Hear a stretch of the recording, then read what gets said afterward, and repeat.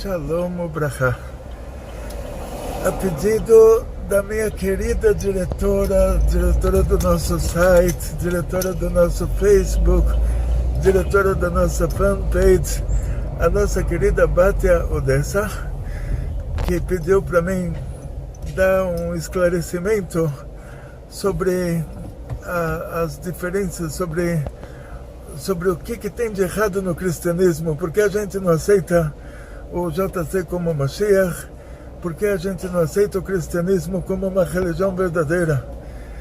E esse ponto, graças a Deus, é assim, você pergunta para uma criança pequena, está escrito nos 10 mandamentos que Deus é um.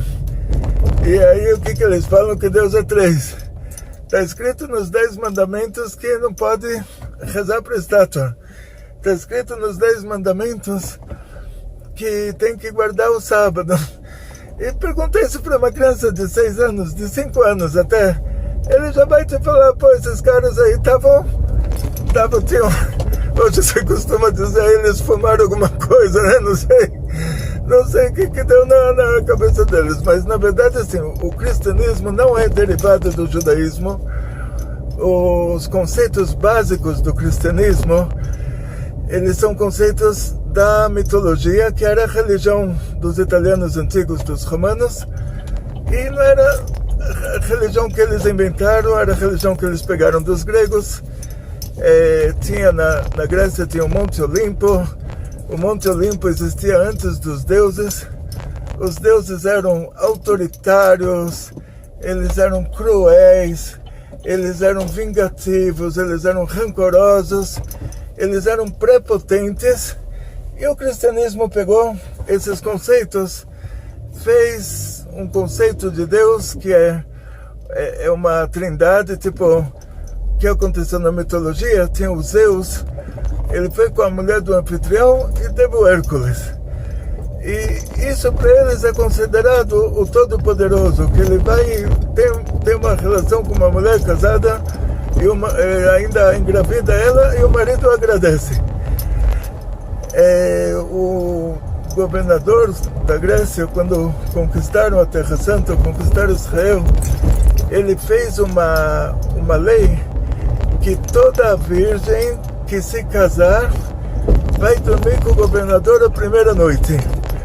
Esse era o conceito de o Todo-Poderoso na mitologia. Esse era o conceito de o Todo-Poderoso na mentalidade grega antiga, que posteriormente os romanos assimilaram essa cultura. Para o cara ser o Todo-Poderoso, ele tinha que, a mulher tinha que ser virgem, casada, e tinha que dormir com ele antes de dormir com o marido. Como no caso do Zeus, que ele engravidou a mulher do anfitrião e deu a luz ao Hércules, que é um semideus. Pergunta para uma criança de 5 anos, está escrito que é proibido fazer adultério. Pergunta para ele, você acha que Deus vai fazer adultério? Você acha que Deus vai dar um mau exemplo do que Deus pede para a gente fazer? Você acha que qualquer coisa que some, você vai falar, Deus roubou, ele pode tudo, então ele pode roubar também? Qualquer mulher que... Deus pode ir com mulher casada, Deus pode roubar, então se sumiu alguma coisa, Deus teve um impulso, aí ele roubou, ele não conseguiu se controlar, e ele é o Todo-Poderoso, ele conseguiu roubar sem você ver. Quer dizer, isso é um absurdo.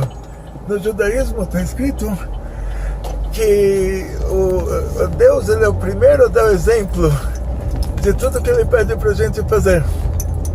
Então, se Deus falou para não roubar, ele vai ser o primeiro a manter essa honestidade, que depois de ter se revelado para milhões de judeus no Monte Sinai e ter dado a Torá, ele não vai ser desonesto de arrumar um grupinho de 10 e pelas costas aí falar, gente, eu me arrependi da Torá que eu dei lá no Monte Sinai, agora só entre nós, está aqui uma nova Torá. E depois chega lá o Maomé e fala, olha, Deus se encontrou comigo pessoalmente, ele pode mudar de ideia, ele pode dar facada pelas costas, então ele se encontrou comigo agora pessoalmente, ele falou, olha, eu me arrependi de novo, o que eu falei com aqueles 10 lá, já estou arrependido, agora estou falando com você pessoalmente, uma nova Torá. Então, quem acha que Deus pode roubar, se Deus falou para a gente não enganar, e Ele vai enganar. Deus falou para a gente não ir com a mulher do outro, e Ele vai dar como exemplo, Ele vai fazer filho com mulher casada, e depois o próprio Deus fala que do Shemtiu que Kadosh Ani, seja santo porque eu sou santo, e Ele fez filho com mulher casada, então todo mundo vai querer ser santo como Ele. Todo mundo vai querer ter caso com mulher casada e engravidar ela. Ou seja, na prática, é um absurdo. Só pensar nisso, quer dizer, como eles não têm vergonha de falar essas coisas, de falar que Deus foi com mulher casada, de falar que Deus enganou, depois de ter revelado a Torá para milhões de judeus, todo mundo junto, foi lá e pelas costas com um grupinho de 10 e reformou tudo. Quer dizer, eles deviam ter vergonha de falar isso, não é tanto absurdo junto que eles deviam ter vergonha de publicar isso. Mas já que eles já publicaram, eles não tiveram vergonha porque eles eram mais fortes. E se a pessoa falava que isso é um absurdo, eles cortavam a cabeça, eles fizeram cruzadas, fizeram inquisição. Quando uma pessoa quer se converter ao judaísmo, a gente coloca certas dificuldades para ver se ele realmente está consciente do que ele está fazendo. E lá o cristianismo teve que implorar para todo mundo se converter ao cristianismo, ameaçar, matar, queimar vivo em praça pública. Não sei se vocês se lembram do ditado os primeiros brasileiros eram judeus, aqueles bandeirantes. Me falou um especialista em bandeirantes, estava na casa do Anhanguera, em Santana do Parnaíba, um especialista em bandeirantes, ele me viu, ele perguntou, vocês são judeus? Eu falei, pô, o senhor é muito inteligente, que todo mundo me vê com essa kippah preta, com essa barba, pensa que eu sou iraniano, né? Pensa que eu sou muçulmano, mas o senhor é muito culto, o senhor está vendo que eu sou judeu? Ele falou, eu vou te falar uma coisa, todos os bandeirantes de Minas Gerais, eles eram judeus. E por isso vem aqueles provérbios antigos do Brasil, entre a cruz e a espada. Se fosse um cristão, ele não expressaria que ele está num beco sem saída dessa forma. Agora, um judeu que está entre a cruz e a espada, ele está dizendo, eu estou num beco sem saída. Ou eu vou rezar na igreja, ou vão me matar. Assim cresceu o cristianismo. O Dom Yitzhak Abarbanel, que ele saiu da Espanha na Inquisição com 600 mil judeus, ele falou que tem um motivo espiritual para isso, que o cristianismo não se tornou uma religião tão grande sem motivo. Ele falou assim, os portugueses, os espanhóis e todos os europeus, eles são os descendentes do Esav da Torá, daquele país chamado Edom. Assim diz Dom Yitzhak Abarbanel. E ele diz que o JC, a gente não pode falar o nome, que fizeram da pessoa uma idolatria, e pelo judaísmo você não pode falar nomes de idolatrias. Então vamos falar JC. O JC, diz Dom Yitzhak Abarbanel, ele era a alma do Esav, o patriarca daquele país chamado Edom, da onde, de acordo com a Torá, descendem todos os europeus. Por isso diz Dom Yitzhak Abarbanel, que os europeus eles tiveram essa tendência para aceitar a religião cristã por causa dessa conexão de almas que eles têm com essa entidade idolatrada, que é nada mais, nada menos que a alma do próprio Esav, o patriarca do povo deles. Chegando nesse assunto espiritual, a gente vai fazer uma pergunta simples. A todos aqueles judeus que se perderam aqui, que eles foram convertidos à força, que eles estavam entre a cruz e a espada, e no fim, por motivos que a gente não sabe, alguns entregaram a vida, porque tem 3 coisas que a pessoa tem que morrer e não fazer, uma delas é idolatria. Alguns foram queimados em praça pública para não fazer idolatria, outros acabaram fazendo idolatria e, afinal das contas, eles fundaram o Brasil. O Brasil tem uma origem nesses cristãos novos nesses bandeirantes judeus.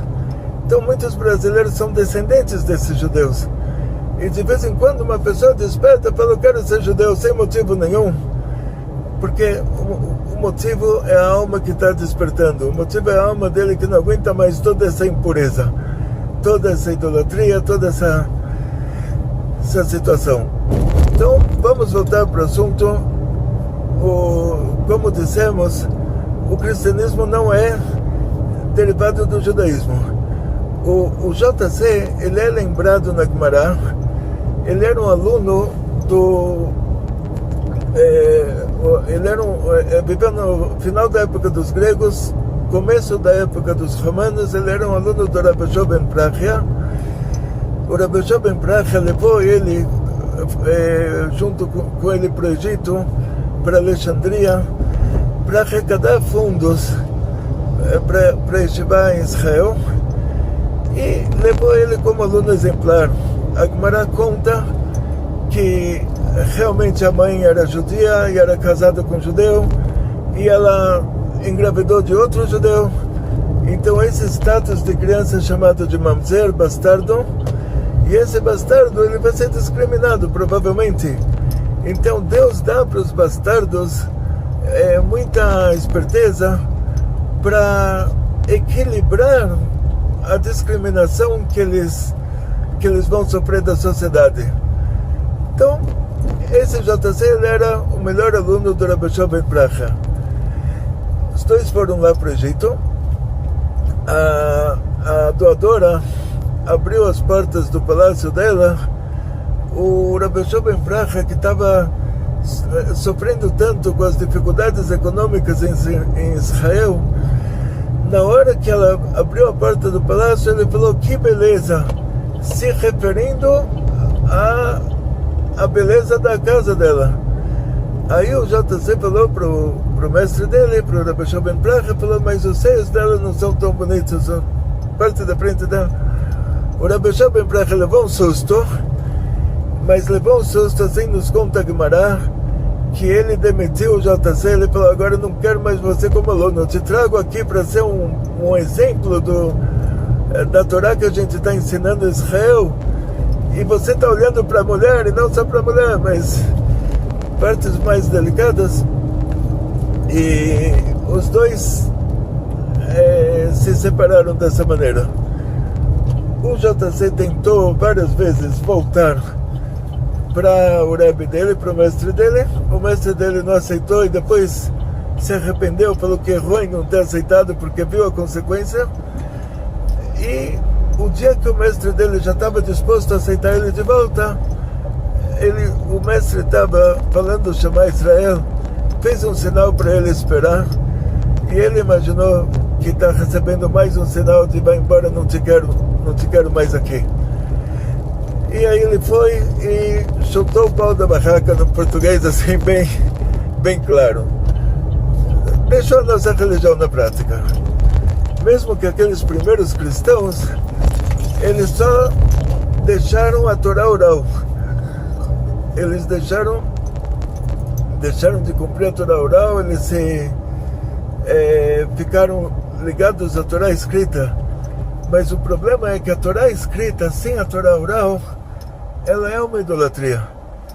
Ou seja, na Torá escrita está escrito que com o suor da sua face você vai comer o pão. Se não tem a Torá oral para explicar, você vai numa padaria, compra um pãozinho, passa na testa e come. Você não vai saber a explicação disso. A Torá oral, ela já existe antes da Torá escrita. Ela era a Kabbalah, ela era tudo que nossos patriarcas Abraão, Isaac e Jacob ensinavam. E Moshe, o próprio Moshe, quando ele recebeu a profecia dele, que é a Torá, o Pentateuco, ele perguntou para Deus tudo que ele estava em dúvida lá. Deus falou para ele como tem que ser feito, e dessa maneira ele fez. Isso passou oralmente de pai para filho. E mesmo que a Mishnah, que já é a Torá oral escrita, quando a Mishnah diz que Rabi Akiva falou isso, o Rabban Gamaliel falou aquilo, ela não está dizendo que eles inventaram essas palavras. Está dizendo que, olha, essa Torá oral chegou até nós, por meio deles, eles são uma fonte fidedigna para a Torá oral. Então, em outras palavras, aqueles primeiros cristãos ainda não tinham feito do JC uma idolatria, eles só tinham deixado a Torá parcialmente.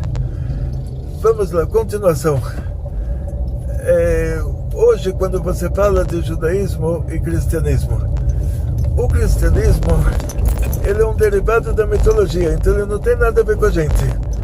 Os romanos antigos conseguiram pegar essa Torá escrita, que era o Pentateuco, a Torá oral, a Kabbalah, as coisas mais profundas, eles não tinham como pegar porque não estava escrito. Então, o interesse deles era que no livro do profeta Shmuel, o profeta nomeia o rei dessa maneira que o rei é nomeado por Deus. Isso é o que eles precisavam da nossa religião, nada mais do que isso. E quando eles repassam a religião para o povo, eles repassam isso de uma forma que, olha, saiba que o que vocês aprenderam na mitologia, que o mais forte tem que governar, que a pessoa que assassina o rei, ele se torna o rei, esquece, agora tem uma nova religião, quem assassinar o rei está fazendo contra Deus e vai para o inferno, Deus vai castigar ele. Tipo, isso eles estava bem na mitologia, assim, que Deus castiga, Deus é autoritário, Deus é vingativo, Deus é rancoroso, e agora eles falaram, agora Deus vai castigar, isso eles dão muito ênfase, vai castigar quem assassinar o rei, não pode mais assassinar o rei. Nessa nova religião, que é o cristianismo, o rei é nomeado por Deus. E Deus vai se vingar, que isso também na cultura deles, assim, Deus é vingativo, Deus vai se vingar de quem assassinar o rei. Mais do que isso eles não precisavam. Então, sendo que o templo de Júpiter estava aberto aos domingos, aí eles falaram, então, no lugar de sábado, vão fazer domingo. Sendo que eles tinham deuses e deusas, então eles já aproveitaram. Tinha lá uma Minerva, uma Afrodite, então no lugar disso fizeram uma Maria, uma Madalena, usaram as mesmas estátuas, a ponto de que você vê, lá em Israel, Israel é 40 graus de temperatura, a túnica de uma mulher judia, ela vai até o cotovelo, ela vai até o joelho, é uma túnica bem leve. Você vê as roupas aí da Maria, da Madalena, são roupas gregas de países frios, são roupas assim, todas cheias de panos. A alcinha em cima também não era roupa judaica, a túnica judaica ela tem uma abertura, mas ela vai até o cotovelo, e isso que assim em cima tinha alcinha, embaixo tinha aqueles panos até o chão, tudo isso eram estátuas gregas, era a cultura dos gregos, eram mulheres gregas, mulheres romanas. Ou seja, quando o JC nasceu, ele nasceu um judeu religioso, numa família que, coitado, né, não pediu para nascer onde ele nasceu, uma família que ele era o filho da mãe dele, não era o filho do pai dele. Até aí, a pessoa pode ter um futuro bom. Não é assim, não é o fim do mundo, como falamos antes, que Deus dá para os bastardos a esperteza para que eles consigam equilibrar a discriminação que eles vão passar. O problema principal lá é que os cristãos dizem que quando o JC nasceu tinha estrela cadente, tinha 3 reis magos, e o Herodes matou todas as crianças porque ficou com medo que ele nascesse. Primeiro que ele não bebeu, ele não era da época do Herodes, ele era muito antes, uns 200 anos antes do Herodes. Segundo, que se algum rei, ou de Israel, ou de outros povos, depois da saída do Egito, que na saída do Egito está escrito que o faraó matou os nenês, se tivesse um segundo caso desses, a gente não poderia fazer casamentos na época em que isso aconteceu. Então, como você chega para um judeu e fala que, olha, o seu rei matou os nenés, é como chegar para um brasileiro e falar, Dom Pedro I decretou que toda criança que nascer ele vai jogar no rio Tietê. Aí o cara vai rir da minha cara, vai falar, ali eu moro aqui, história do Brasil, quem sabe sou eu.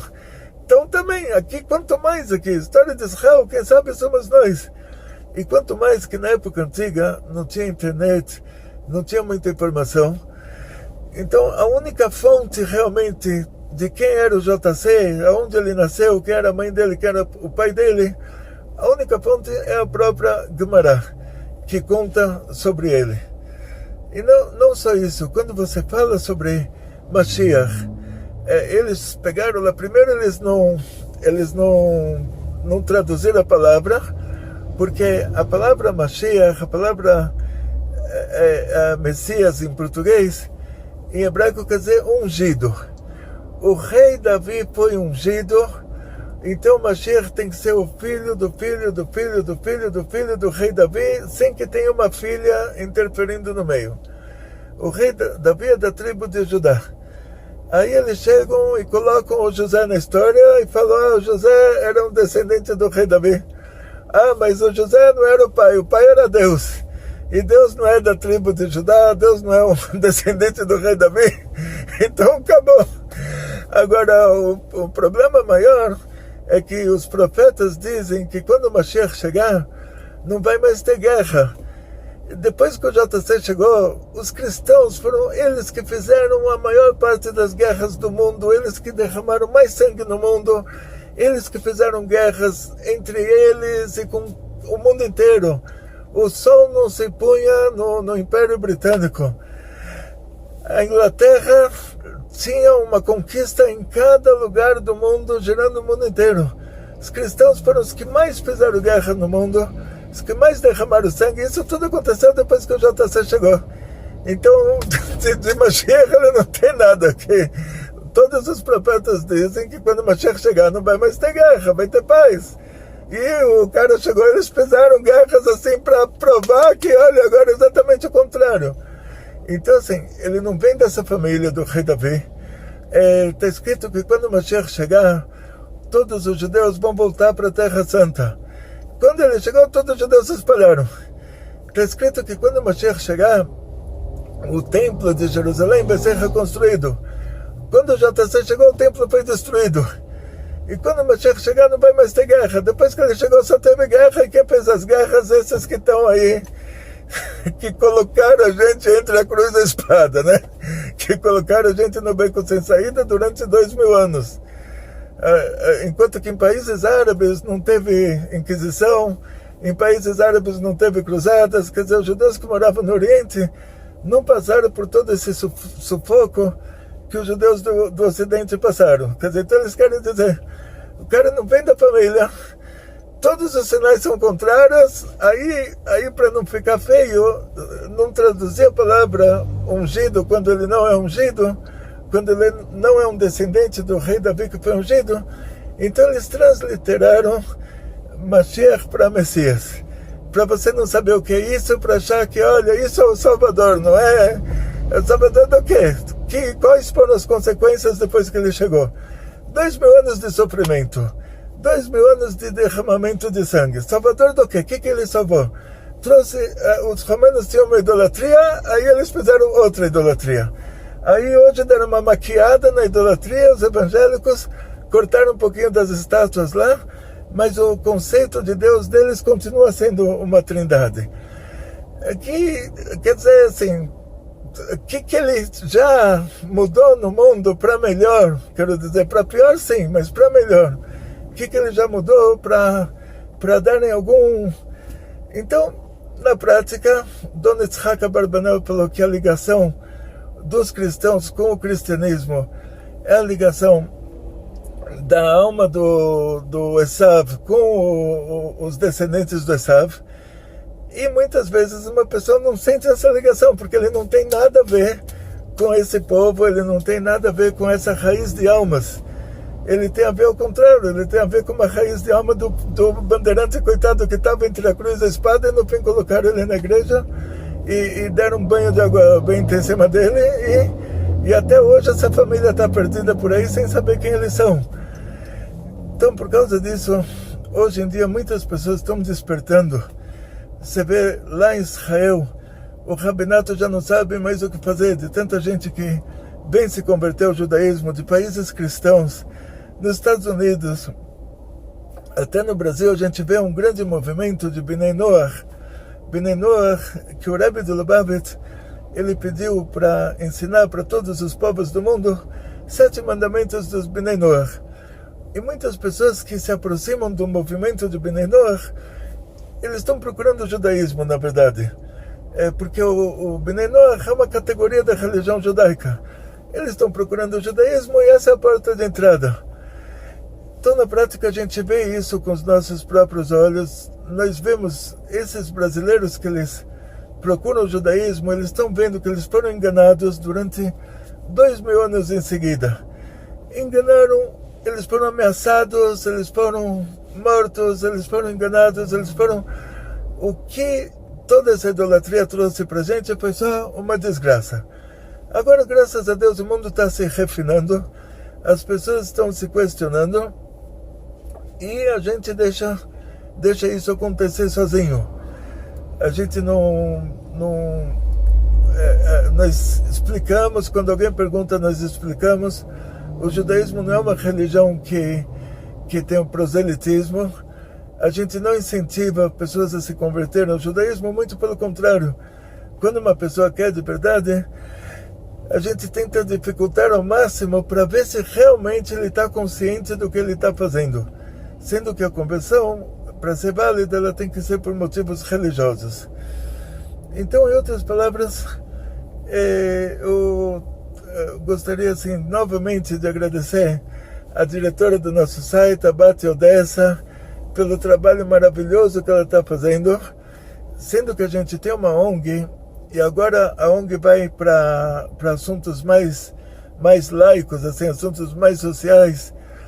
Então a parte religiosa da ONG vai estar separada da parte laica. Então agora já o nosso site, que era www.ongtorah.com, agora vai ser www.rabinogloiber.com.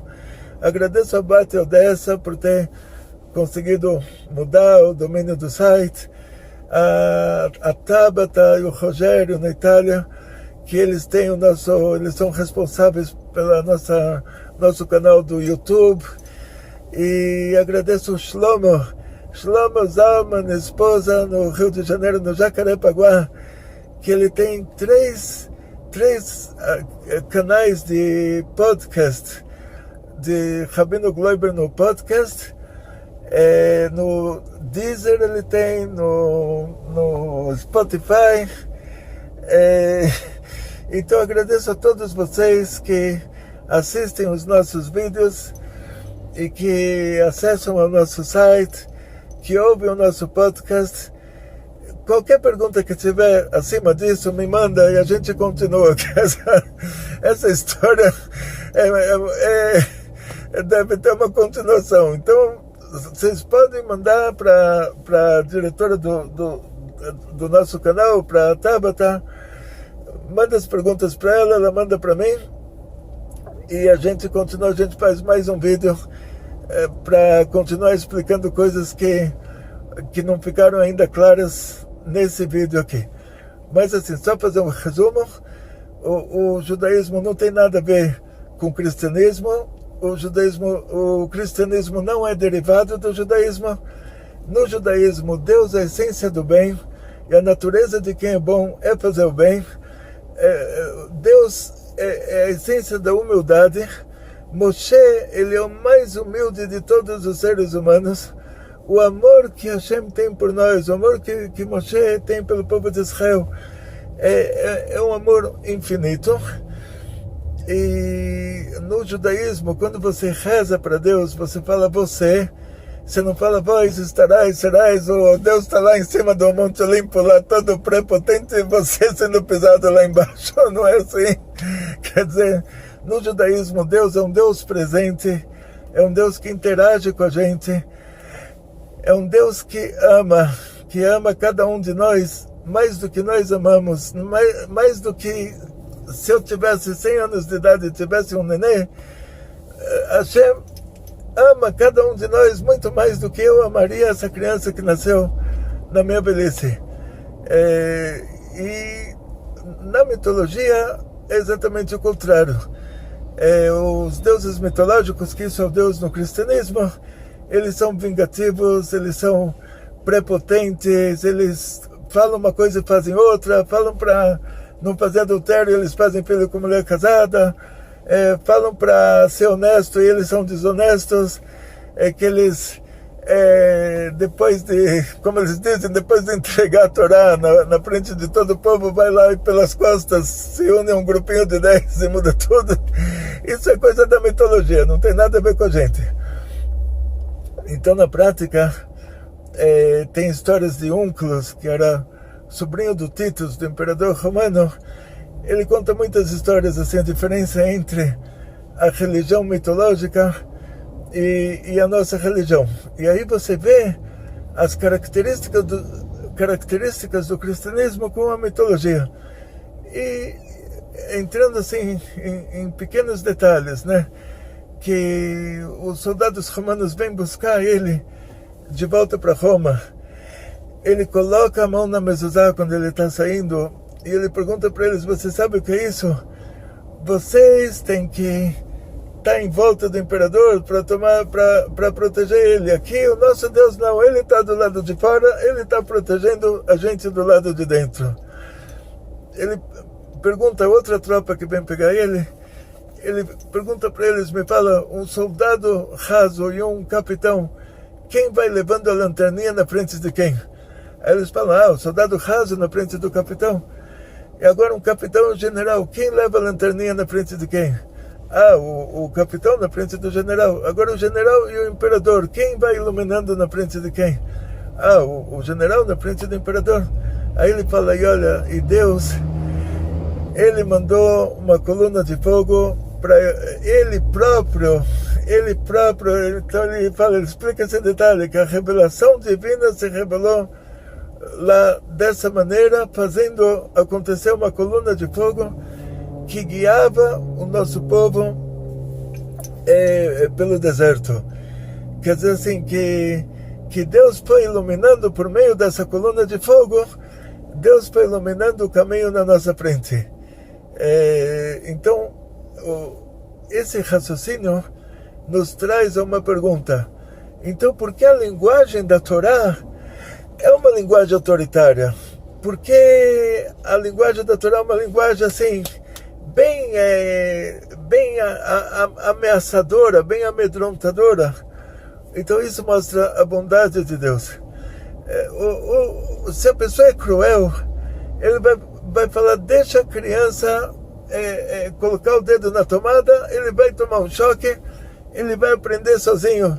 Próxima vez ele não vai colocar o dedo na tomada. Mas se a pessoa é boa, ele vai dar um berro. Na hora que a criança for colocar o dedo na tomada, ele vai dar um berro. Essa mãe boa, ela vai gritar com o filho, ela vai falar, se você colocar o dedo na tomada, eu vou te dar uma chinelada, vai te muito. E na verdade, ela está fazendo isso pelo bem da criança, pelo amor que ela tem pela criança. Ela não quer que a criança sofra. Então, na Torá tem muitos casos que eles nunca foram julgados, e um tribunal que uma vez em 70 anos fazia uma pena de morte era chamado de tribunal assassino, porque tinham tantos detalhes, as testemunhas tinham que ser visuais. Então, no julgamento de adultério, tinha que ter duas testemunhas, judeus religiosos acima de 13 anos, vendo o pincel entrar dentro do tinteiro, tipo, a parte dela entrar dentro da parte dela. E é claro que uma mulher que vai fazer um adultério, ela não vai trazer dois meninos de Yeshiva para ver o ato.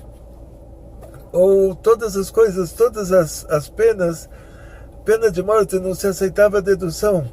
Tinha que ter duas testemunhas oculares do assassinato. E daí para frente, quer dizer que a linguagem da Torá, inclusive tem uma linguagem sobre um filho rebelde, que é um caso que nunca aconteceu, porque ele tem tantos detalhes para ser julgado, que nunca foi julgado. Então, por que a linguagem da Torá é assim? Para o nosso próprio bem, para a gente ficar longe de fazer as coisas erradas. Por isso a linguagem da Torá é uma linguagem autoritária, como uma mãe boazinha que ela quer o bem do próprio filho e ela grita para o filho não arriscar a própria vida enfiando o dedo na tomada.